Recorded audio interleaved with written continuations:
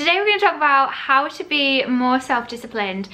This is a bit of an unscripted video. Actually, it's a completely unscripted video because I'm making it because of what I was doing or not doing this morning. So today, if you're new around here, my name's Rebecca, I run a business, I make content to hopefully inspire you and help you to achieve your goals. And today I had allocated to making content for the channel and I was procrastinating hard. I'd made one video, one video, and I was faffing a lot. And I thought, what am I doing? Why am I not getting on and doing all these things that I said I was going to do today, working my way through that list of YouTube videos I had created, and I realized that I was really procrastinating. So I wanted to talk about self-discipline today and how we can develop more of it and how I want to share some tips with you around being self-disciplined. So when I first started learning about, I guess, like productivity, mindset and achieving goals and all of that, I used to think that self-discipline was something that some of us had and some of us didn't. Like Olympic athletes were self-disciplined and the rest of us probably weren't that much. Or like, you know, those really high achievers that you see were super self-disciplined. But I have realized that self-discipline is something that you can develop.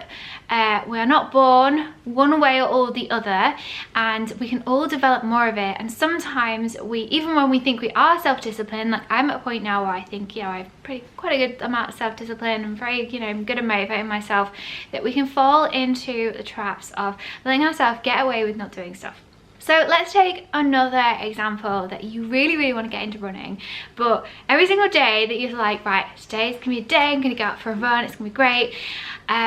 You find an excuse not to go. Maybe it's too hot to go running today, that would be dangerous, or it's raining, or actually it's too cold, it's not good to go out, is it? When it's too cold, it's bad for your muscles if you go out and it's really cold. Or you know, oh actually, you know what, I think I should get some new trainers before I go, and yeah, I have to research the best trainers for, you know, my feet. Maybe I need like a certain type, you know, for me, and then after I get the perfect trainers, I will then go running. And you get the trainers and then you're like, oh actually, you know what I really need is some wireless headphones.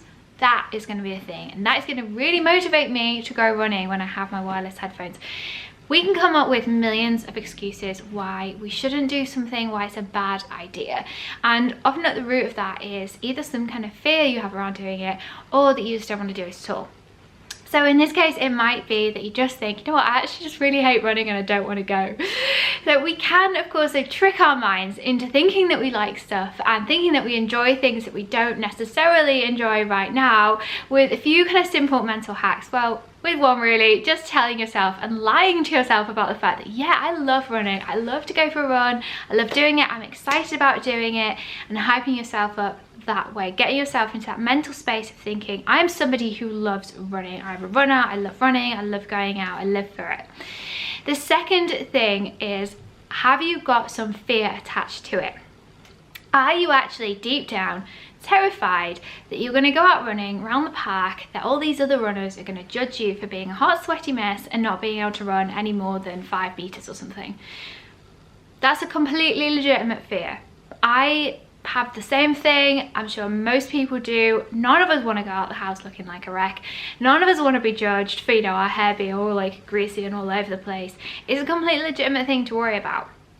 In my case, I think some of the reasons I hold myself back in creating content for this channel is because I'm still a little bit scared of people hitting the dislike button, of people leaving negative comments, of people watching a video like this and thinking, oh my god, she is so annoying, please shut up.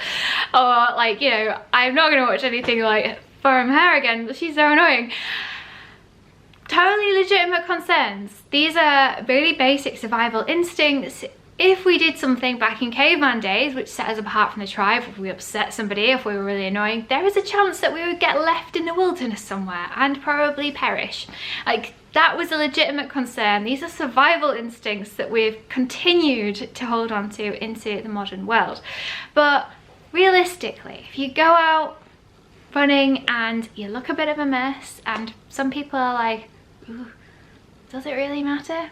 If some people put negative comments or think I'm annoying, does it really matter? Am I gonna die? No, I'll be fine. you'll be fine. So uncovering some of these fears that you hold that may be quite deep down and subconscious, and which are actually coming to the surface in the form of just giving you an excuse and making you not do something, is a really useful exercise to do.